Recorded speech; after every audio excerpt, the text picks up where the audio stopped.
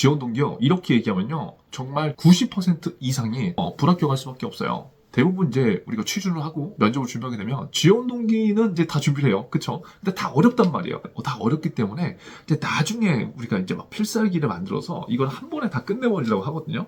그런데 사실 이 어려운 거는 지금도 어렵고요. 나중에도 어려울 수밖에 없어요. 그래서 대부분 이 지원 동기 같은 경우에는 언제 이제 취준생들이 가장 많이 힘들어하냐면 처음에 내가 뭔가 시즌이 아니거나 뭔가 이제 뭐 면접 준비를 이제 조금씩 하려고 해. 근데 그때 지원 동기가 어렵다는 건 알지만 그때 그냥 잠깐 보고 회피해요. 왜? 이거 지금 하면 머리 아프거든.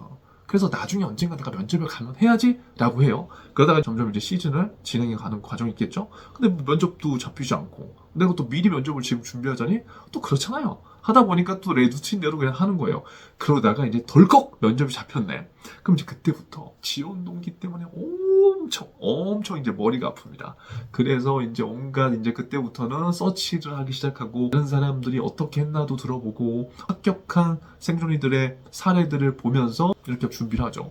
그런데 사람은 다 똑같아요. 제가 항상 생존 면접에서 이야기하지만 면접은 심리 싸움이에요. 내가 심리적으로 불안한데 그 불안한 상황에서 내가 뭔가 이성적으로 판단하고 조금 더 나만의 와이나이 답변을 고민해서 하기가 힘들다고요. 왜? 이미 심리 상태로 쫓기니까 더 좋은 걸 찾게 되고요. 더 뭔가 있어 빌릿한 거를 찾아갈 수밖에 없는 게 사람의 마음이라고. 이건 어쩔 수가 없어. 그래서 제가 미리 해야 된다고 한 거예요. 그런데 10명 중에 8, 9명은 지금 그렇게 하지 못하는 현실을 알기 때문에 제가 오늘 작은 꿀팁을 하나 드릴게요.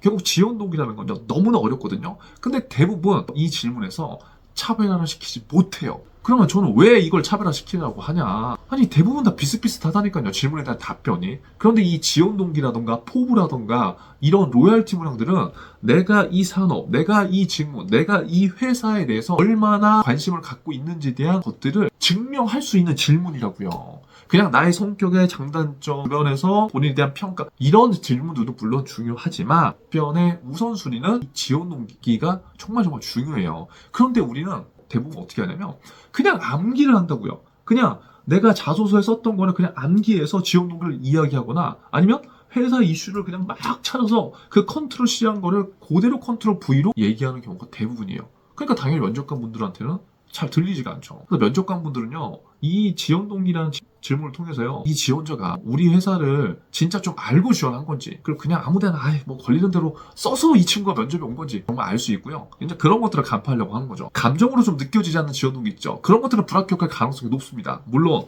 우리가 엄청나게 노력을 해서 내 감정을 다 담아서 내 노력을 담아서 지원 동기를 자소서에 작성했음에도 불구하고 불합격된 케이스도 있어요. 근데 그건 어디까지나 자소서란 말이에요. 면접은 이제 그것들을 내가 말로 표현하는 거기 때문에 이제 동일선상이 있잖아요. 그럼 여기에서 내가 어떻게 이런 관심을 표현하느냐에 따라서 결과는 분명히 달라질 수 있습니다.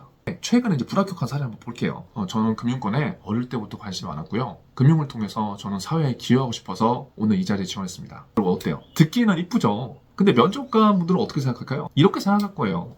어릴 때부터 관심이 많았다고? 그래서 뭐 했는데? 구체적으로 우리 회사는 어떤 연결이 있어? 실제 이 생존인은요.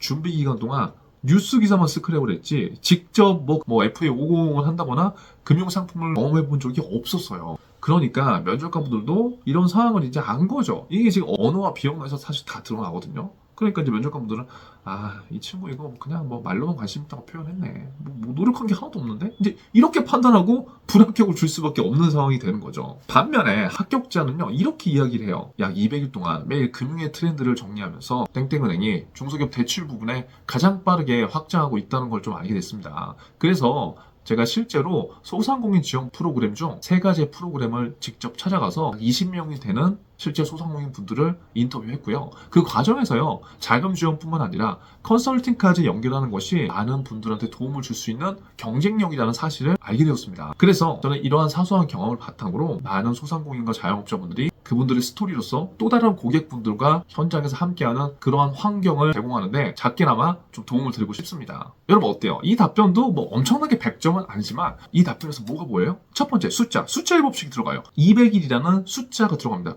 그럼 적어도 매일매일 이 친구가 뭔가를 했다는 게 드러나죠. 그 두 번째, 구체적인 행동이 들어갑니다. 이걸 저희는 FA 5050이라고 하죠. 현장에서 인터뷰를 했어. 세 곳의 프로그램을 직접 내가 찾아가고 20명의 소상공인들을 인터뷰했어. 행동이 드러나잖아요. 그리고 세 번째, 느낀 점. 베느알 법칙 중에 하나가 나오죠. 느낀 점. 금융을 뛰어넘어 단순 돈을 지원하는 것을 넘어서 어떠한 가치를 주겠다. 그리고 마지막에 연결점. 이게 T포인트죠.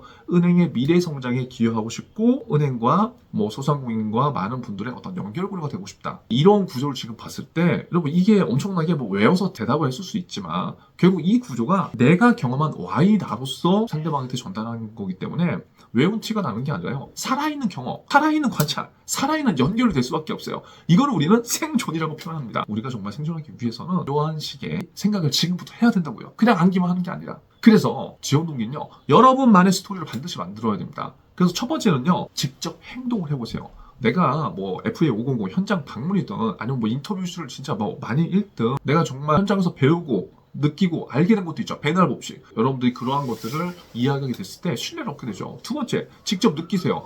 행동하고 느끼는 거 어떻게 보면 결이 비슷한 거지만 행동을 하면서 내가 조금 더 T포인트적 사고로 갖게 되면 내 생각이 들어가고요. 그렇게 하다 보면 이제 이거에 대해서 내가 느끼게 돼요. 그러면 그러한 것들을 솔직하게 면접장에서 자연스럽게 또 표현할 수 있겠죠.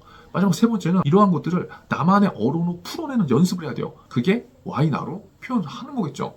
결국 그냥 달달달 암기하는 게 아니라요.